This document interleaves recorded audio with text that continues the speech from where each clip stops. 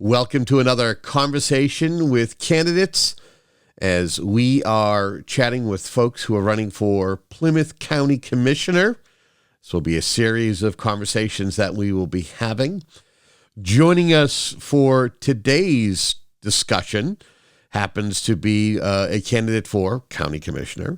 His name is Anthony Thomas O'Brien Sr., better known as Tony O'Brien. Tony, welcome to the program. Hi, Kevin. Thanks for having me. I really appreciate it. I got a little bit of a sore throat, but I hope that I'm clear enough to get a job done. Okay, so let's start right out with tell folks a little bit about yourself. Sure. And I appreciate your great work in the field and in media, Kevin, for years and years. One of my favorite journalists, who's like a utility man. I know you're a sports guy, but it kind of does it all. You know, the writing and the TV and the radio, good stuff. And most importantly, informing the folks about what's going on, like you're doing now. I appreciate it. Anthony O'Brien, I'm a dad. I'm a military veteran, a member of many municipal and county boards and committees over the years for 20 years, basically helping out my community. This is a re-election campaign for Plymouth County Commissioner. I am a challenger. In a re-election campaign, it is the only accountability for incumbents. That's it. During the 4-year term, there's no other accountability. They can say everything's great. Everyone goes, everything's great. And well, maybe it's not. And that's the challenger's job, to tell the folks the accountability and what the problems are. The incumbents are not going to run around telling everybody, here's what our problems are. They're just not going to do that. So that's our job. And we also had a great primary election in September, where my campaign won 25 out of 27 towns and beat the incumbent. And also in the Democrat race, the Democrat challenger also beat the Democrat incumbent. Challenger is an understatement, because it's a challenge to be a challenger 95% of the time. 95% of the time, incumbents win in elected races. And it's even higher if you include those that are not opposed, and that's most. So we're very proud of the fact that we won the primary. I'd like to say that we knew we were going to do well. I've been doing this for a long time in government and politics for 20 years. We knew we were strong, but we didn't realize how weak the incumbent's office is. So that's going to be a problem for them. We're hoping to make a strong challenge for the next few weeks, and then hopefully have another good result. So you previously held the office of county commissioner, did not seek re-election. What makes you want to run for county commissioner? Why do you want to be a county commissioner? It's a great question. And one of the reasons is because I like a lot of people, although it's become a joke in Plymouth County, what do the county commissioners do? Who are they? Why do we need them? Although that's become a joke, I personally don't think it's funny. I had the office before. We did a good job in that office. You might remember it's historic because we lost. I did it for 4 years. I didn't run for re-election because we had little toddlers and didn't have the time. But when I was there, we lost the sheriff's department. The state took the sheriff's department away from us. We were managing some of their finances. And that was a big deal. That was a couple of $1 million a year in revenue and a problem. So we put our team together, worked across the aisle, the treasurer, the administrator, the advisory board chair, myself, and we put a committee together first, and then we made a plan, and we got the job done at that time. And I'm very proud of the fact that for 4 years in a row as your county commissioner, we reduced the budget every year for 4 years in a row. Right now, the budget's up $2 million from what it was just the last year or two, at $12 million. This is the smallest government office in all of Massachusetts that's run by elected people with with only 58 employees, who, by the way, do a great job, and $12 million budget. You ask anybody, elected offices running it, and they're not, they don't have that small of an office. In other words, it's actually not a big deal. Incumbents like to move around and tell everybody that it's a full-time job. I'm doing a full-time job. It's not a big deal. So if you're looking at O'Brien as an option, you're going to get the truth. You can trust me. You're going to get more competence, and that's why I'm running. I want to restore competence and trust back to the Plymouth County Commissioner's office. You, I think, started to mention it in your response, but so the next question that has to be asked, and I'm sure it's a question that you have been asked when you previously held the office and as you are out there seeking votes for the upcoming election on November 5th, what is it that the county commission does, and what does a county commissioner do? The truthful answer is not a lot. And that's okay. I mean, but the worst part of it still is that we're asking that question. It's not my job to tell. I mean, certainly it's my job to answer your questions, Kevin, so I'll do that. Trust me, you know that. But it's not my job to tell. Commissioner Hanley has been in that office 12 years. People are still asking, who's the county commissioner? What does he do? Why do we need him? He's had the last 12 years to answer that question so that it's not keep coming up. Obviously not doing the job and not doing the job right. For the last 3 years, what they've been doing is taking $200 million, and they're not very proud of this because they don't talk about this very much and so far in our debates, but because they know it's a problem for the folks, $200 million in federal taxpayer money that a lot of county residents consider to be some kind of a bailout. I don't know what they were trying to rescue. America doesn't need rescuing. But it was liberal tax to spend money kind of mindset that this came from. And they've been getting photo ops of checks given to all the 27 towns the size of a door. And obviously they thought it would be a political advantage. Yet the incumbent lost the primary. So I don't know what happened to your political advantage, but to the question, they attend a couple of meetings a month. That's the job. Some folks, including county commissioners, not joked about, but they've said, it's kind of like a county selectman. That's an unfortunate choice of words. It is like a county selectman in that they don't work full-time for the county. They're not there during the day. They attend a couple of meetings a month and talk about policy, talk about budget issues, sign documents, personnel, etc. Not a big deal. Same thing selectmen do. Meeting lasts about an hour plus or minus, depending.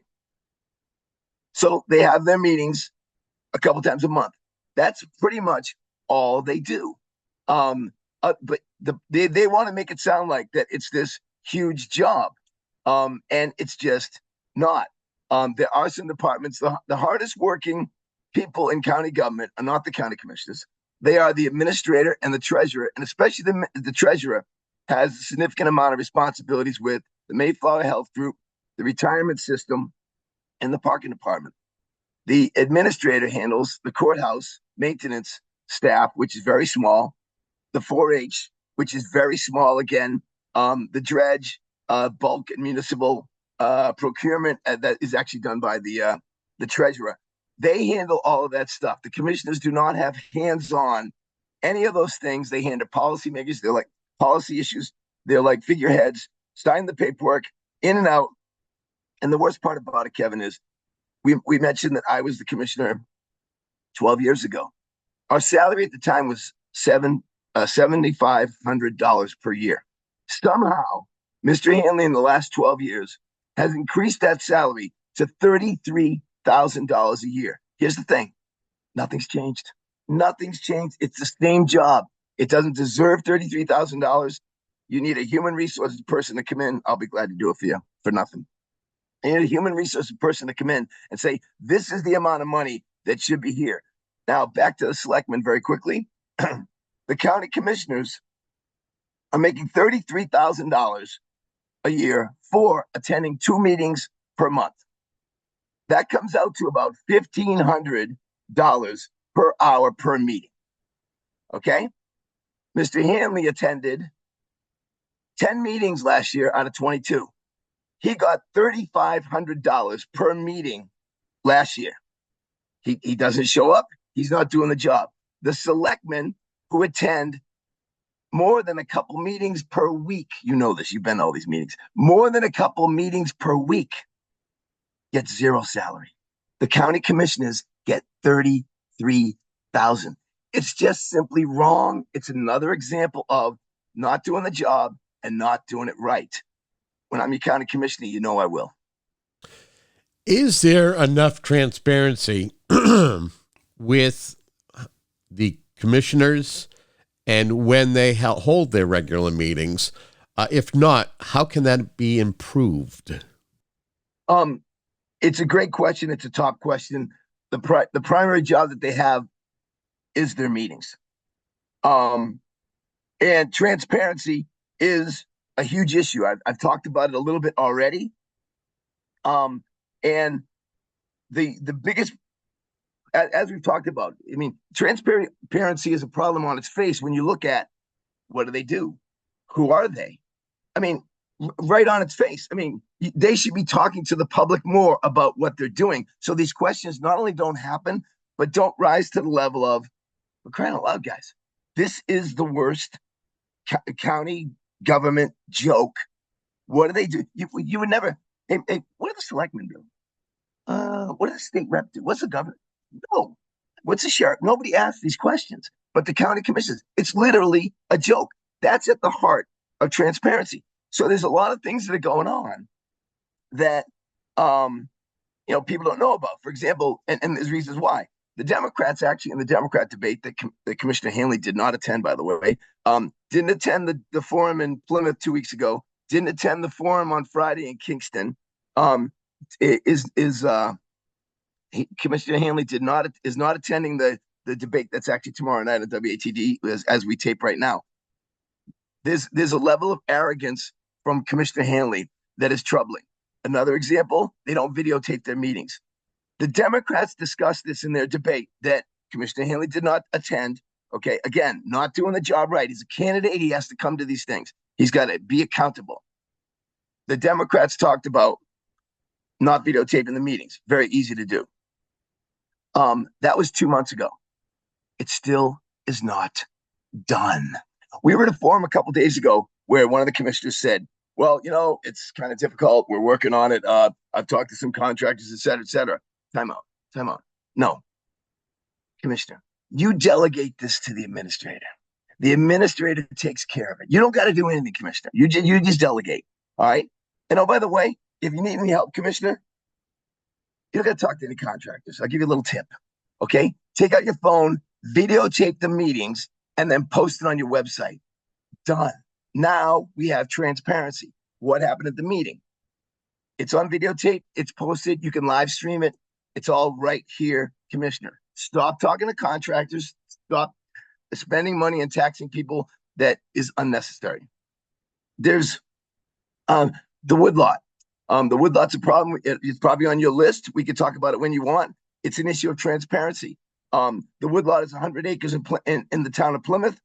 The commissioners want to develop the property and make it a revenue stream. They talked about horse track racing. They talked about casinos. The people in Plymouth put this on the ballot. They went through the work of putting this on the ballot. 88% of people in Plymouth said, no, we don't want this type of development on this property. When the commissioners had a meeting about this, leaders in Plymouth from the public sector, the private sector, citizens, government leaders were at the meeting and asked to speak. Now, you might remember when I was county commissioner, when people asked me if they could have a chance to speak to the board, I said yes. No question about it. Are you kidding me? They said no. Commissioner Hanley said no. All right, we're not going to listen to the public. Are you kidding me?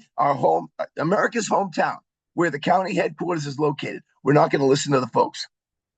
Very disrespectful, very arrogant, and people are upset about it.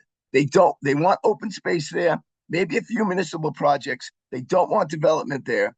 And I have called for in the last forum, I called for the commissioners to immediately rescind a lease that they made with the developer where they're getting county revenue for that. And that unfortunately is their primary interest is county revenue. And it should be in Plymouth or any town. In Plymouth or any town, the primary interest should be the best interest and the wishes of the town of Plymouth. Form a committee. It could be citizens. It could be from outside of Plymouth. It could be government leaders. Form a committee and do it right, please. So many would perceive the county being successful when it came to providing the CARES Act funding or delegating that funding to the communities, which was under the Trump administration to help with COVID-related expenses. And then you had the American Rescue Plan Act, which was continued under Joe Biden. If you will, talk to me about how does the county build upon that perceived success? Dynamite question. Here's the tricky part. Correct me if I'm wrong. It sounds like you're going in the direction of that might be an example of kind of like regionalization, and where can we go from there to here? Is that kind of what you're? So to speak, so to speak, because I think there are many, if you ask, they feel as though that the county was trying to find its identity over the years, whether it was during your time, before your time, after your time, and that they actually seem to have hit their stride in providing these funds when the idea was that the state was going to give out the funding. And depending on who you listen to, that you may have only received, if you were a community, you may have only have received a certain amount under the state's provision as compared to the county giving you out a bigger allotment. There's a lot of stories, about, how it all developed, etc. You're a smarter sports guy than I. The $200 million, I referred to this earlier, the $200 million that came from the federal government, Kevin and Tony would refer to that as a layup. It was a layup. All right. $200 million, CARES and ARPA, divided up by 27 towns by population. That's a quick calculator job by anybody in the treasurer's or the commissioner's office, and they have their staffs who do a great job, by the way. And then stroke the checks. It's federal money coming in. There wasn't any brain surgery going on there. In fact, it looked more like it was used for their political advantage with all these photo ops. Okay, it struck some arrogance. You have these checks, a couple for every town. You're going into town, you're rolling in, selectman, town manager, etc., shaking hands. Here's the check from the commissioners. No, it's not from the commissioners. It's from the federal taxpayers. That's all of us. That's the folks that are watching. Okay, but they make it look like it's from the commissioners. Get the photo op, get the publicity.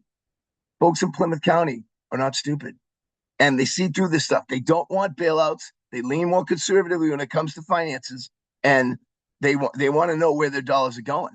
A lot of this stuff that was taken care of in COVID and CARES and ARPA were already things that were budgeted for, or should be budgeted for, or in the state or federal or local budget. So there are questions about that. The real thing for me is that regionalization is tricky. We already have a lot of regional services going on that don't get enough credit. I mentioned some of them earlier: the health group, the retirement association, the parking department, the dredge, the 4-H. Most of these are very, very small departments and divisions under the treasurer and the administrator. The bulk of municipal purpose. They're all good and they're doing fine. However, okay, that doesn't mean that we're the commissioners and we're going to brag about and exaggerate and misrepresent how big an operation this is. It's 58 employees, it's $12 million, and it's handled by the department heads on the county staff. Regionalization is tricky. One of the Democrat candidates said in their debate a couple months ago, let's regionalize animal control. Okay.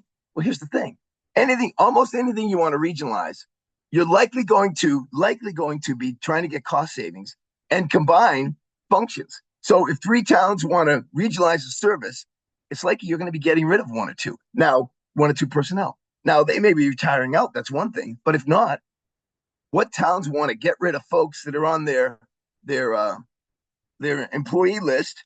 They don't want to do that. They want to keep their employees. Regionalization is tricky. There's a lot of examples of regionalization already. There's been many, many promises, including by Commissioner Hanley, about many regionalization ideas during campaigns. And then those ideas go away. You've heard it all: water, electric, trash, etc. Let's do this, folks. I'm not sure the towns want to do that. I heard they may have a committee that is formed that may be town managers, town administrators, etc., one from every town, kind of like the advisory board, maybe include the advisory board. I've heard nothing about it. I heard that they created something like that. I may be wrong, but they don't report this stuff out. It seems like one of the questions was transparency. There's a transparency issue.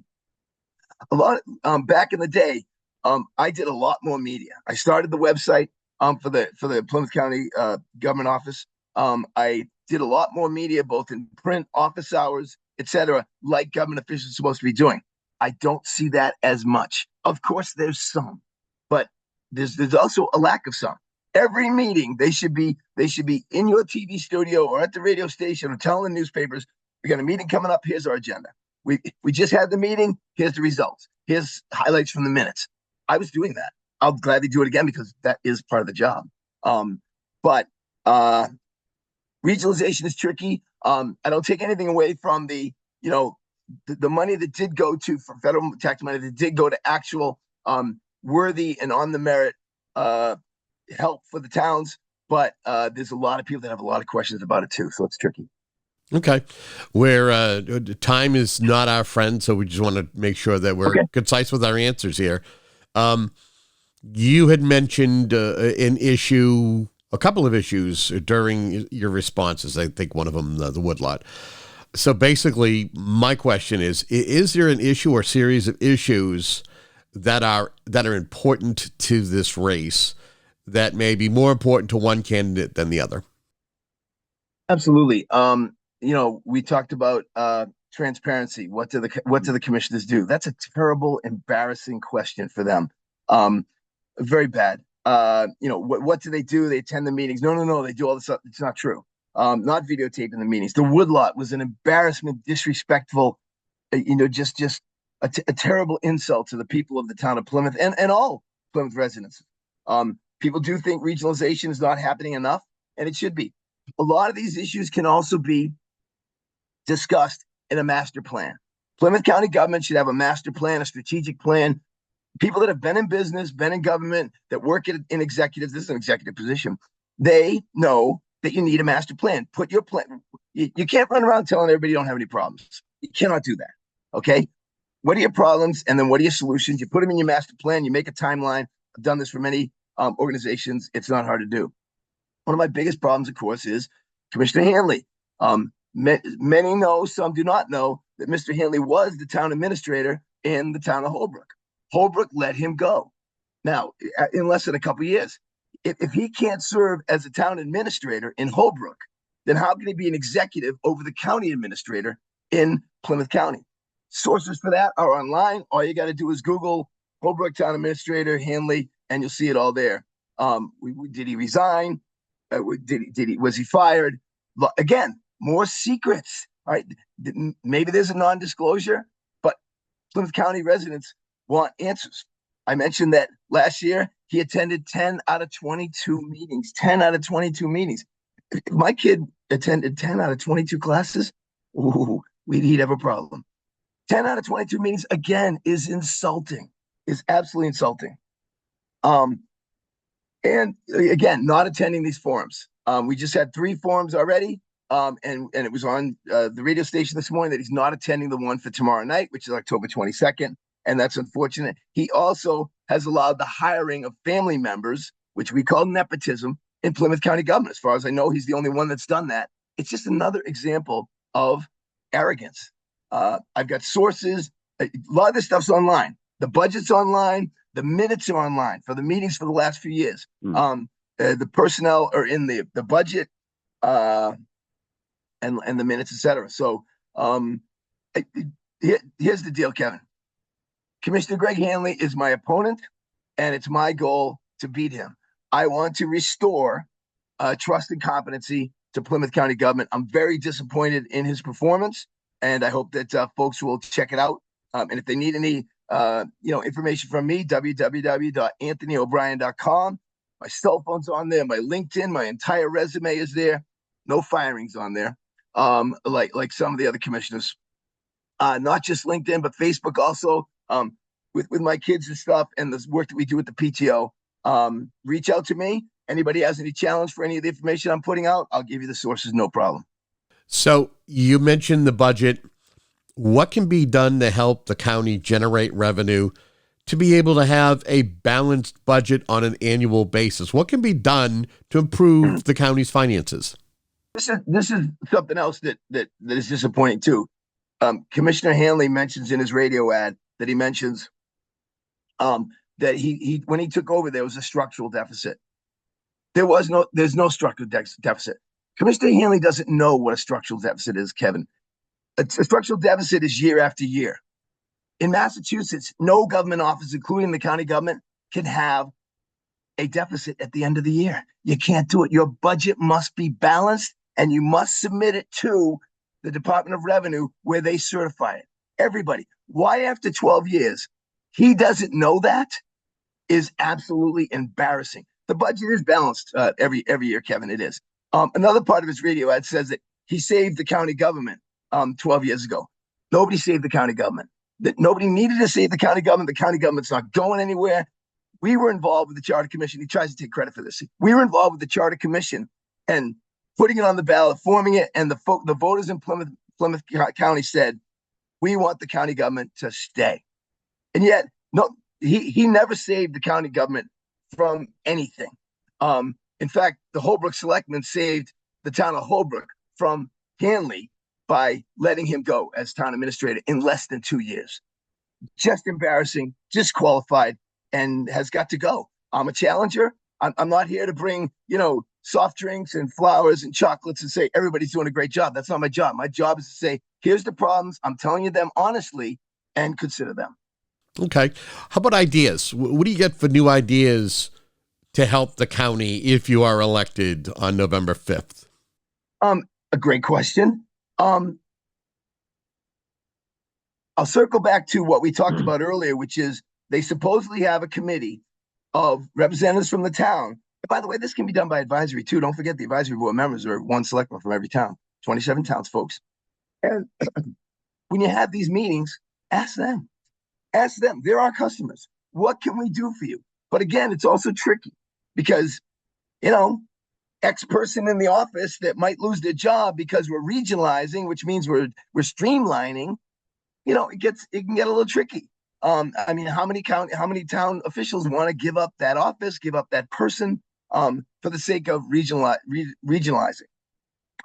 So I don't have a clear and specific answer on that. I will tell you this: I'll work harder on it than Commissioner Hanley, and I'll provide you information as I did before, such that these questions won't be so murky, because a lot of these questions aren't asked except one time every 4 years. If there's a challenger, and that's the only time it comes up. And then what happens? Incumbents get reelected. Let's stop that cycle now, folks, please.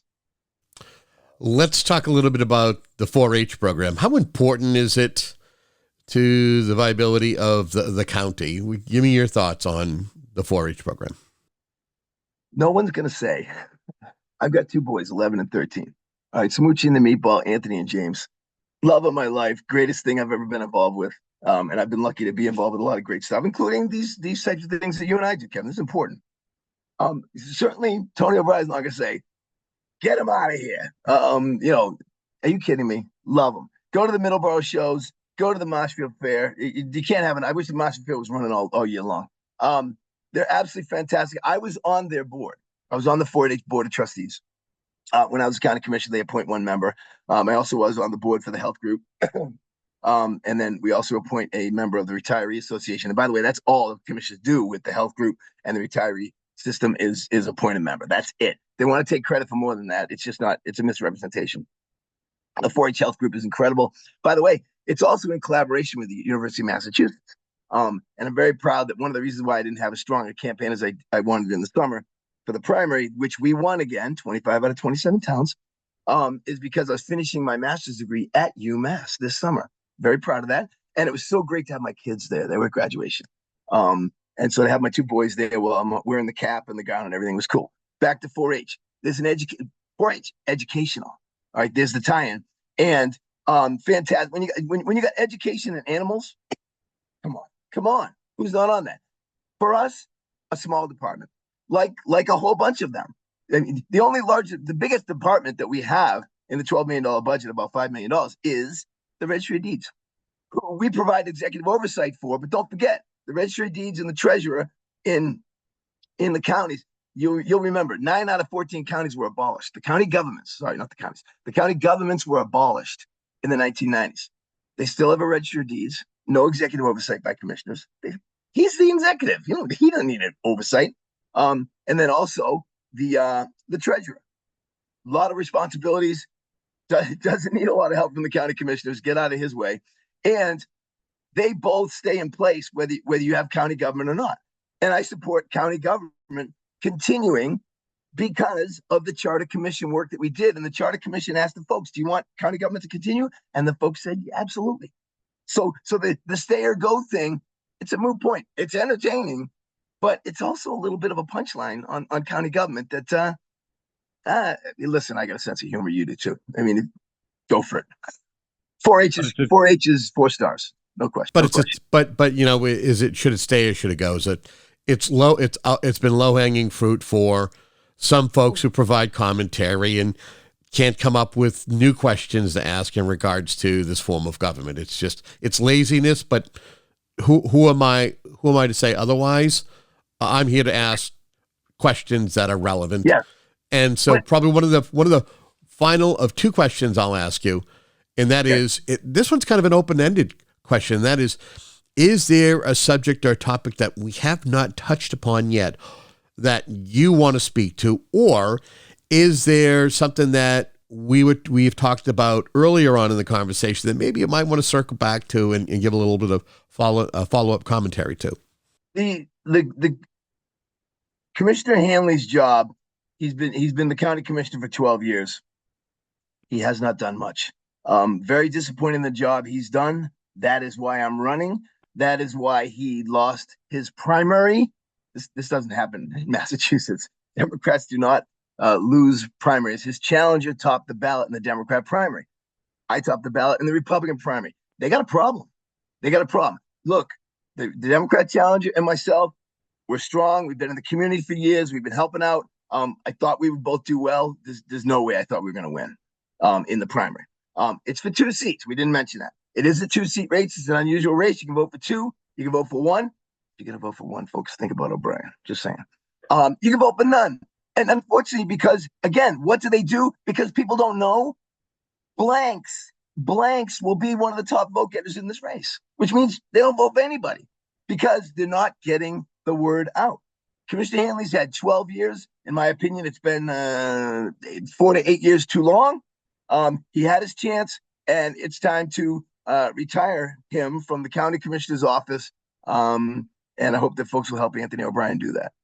Okay. Closing. If folks want to find out more about you and your campaign, how can they do that? Kevin, I love your work as a journalist across the board for the 20 years that I've been following you. And I'm sure you've been doing a lot longer than that. But I was in the military and then got out. So I wasn't paying as close attention away when I was doing my 7 tours in the Middle East. Thank you for the TV station and all the work that the staff does there.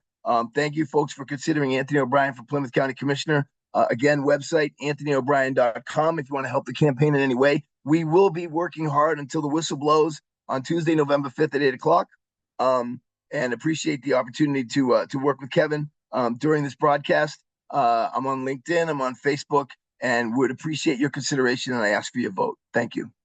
Well, and we like we say to all candidates who are going to be on the ballot come November 5th, we wish you and everyone the best of luck right up until, the last ballot is counted. The last ballot is fed into the machines at 8 o'clock on November 5th. So we thank you. Awesome. Thank you, sir. You got it. And we thank you, the viewer, for tuning in to programs like this. The idea is to keep you better informed with this series of conversations that we are having with these candidates who are running for county commissioner. Until our next conversation, you have a great day.